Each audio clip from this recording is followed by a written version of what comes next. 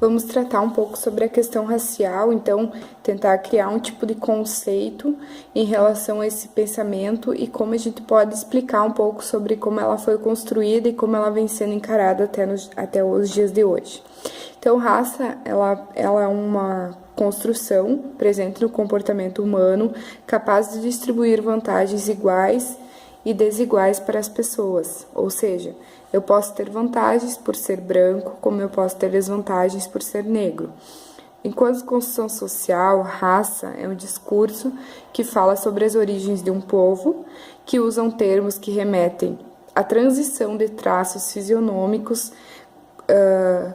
qualidades morais, intelectuais e psicológicas do ser.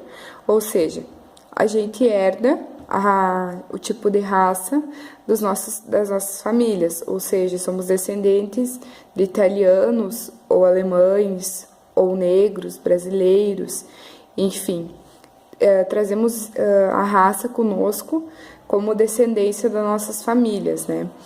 É nesse sentido também que entra uma discussão sobre a aceitação das raças, se até hoje a gente tem algum tipo de preconceito em relação a nós mesmos, a aceitação de que tipo de raça que pertencemos e que temos condições igualitárias perante a sociedade. Entra em contexto algo que remete desde os tempos da escravidão, onde o negro ele se considera inferior ao branco e era considerado sempre o lado mal da história. E o branco, sempre considerado superior e considerado o lado bom da história. É neste contexto que existem as diferenças raciais, né? Existem pessoas que se sentem prejudicadas pelo fato de pertencerem a determinada classe racial, ou se sentem, então, excluídas, se sentem diferentes das demais pessoas que compõem a nossa sociedade. Outro fator é dizer que a cor ela é uma categoria racial, então, e quando classificamos as pessoas enquanto negros, mulatos ou pardos, estamos nos remetendo a uma ideia de raça.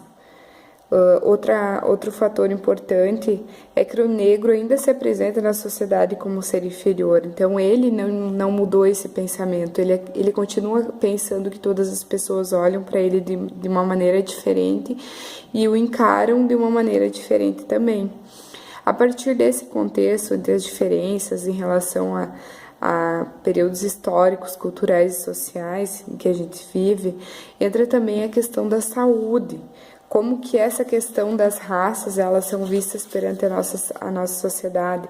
A saúde, ela é igualitária, tanto para brancos quanto para negros.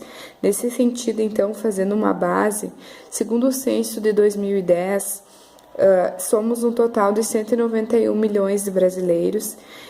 Desses 191 milhões, 91 milhões se disseram brancos, 82 milhões se caracterizaram como pardos e 15 milhões como pretos, 2 milhões ainda como amarelos e 817 se caracterizaram como indígenas. Dentro dessas diferenças sociais, econômicas, estão que a maior concentração de pretos e pardos estão no norte e nordeste do nosso país, ou seja, estão em estados onde há uma desigualdade econômica maior, digamos assim. Os brancos estão mais concentrados, então, na região do sudoeste e sul e acompanham ainda, né, os padrões históricos da ocupação do país, que se caracterizaram mais ou menos desta maneira. Os pretos e os pardos estão na faixa etária abaixo de 40 anos de idade. O que isso significa? Que eles não chegam a atingir uma idade avançada pelo fato de não terem uma boa qualidade de vida. Isso é o que é uma ideia que se elenca a partir do fato deles não se desenvolverem até uma idade mais avançada.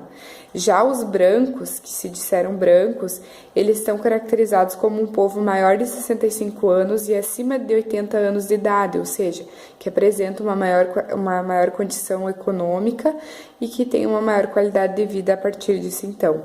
A questão salarial também continua em desvantagem em relação aos pretos e aos brancos, que os brancos continuam ainda ganhando mais do que os pretos.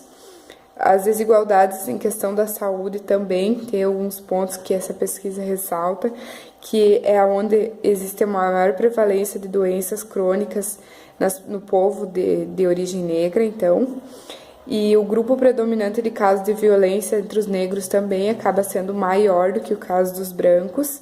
Outro fator importante é o índice de mortalidade materna, que chega a alcançar índices de 7 vezes maior do que entre os brancos, e isso tudo está relacionado a dificuldades de acesso a serviços de saúde, baixa qualidade de atendimento, condições econômicas e de moradia desfavoráveis em relação às pessoas brancas. Ou seja, os negros acabam ainda sofrendo algumas dificuldades em relação à saúde, em relação ao atendimento a políticas voltadas para atender especialmente mulheres negras em condições adversas de economia, de moradia, enfim. São fatores que ainda não apresentam uma qualidade igualitária, né? Mas nem por isso as pessoas devem usar este fator como uma desculpa, digamos assim, para se sentirem inferiores aos outros, né? Todos somos um povo e assim a gente deve nos ver.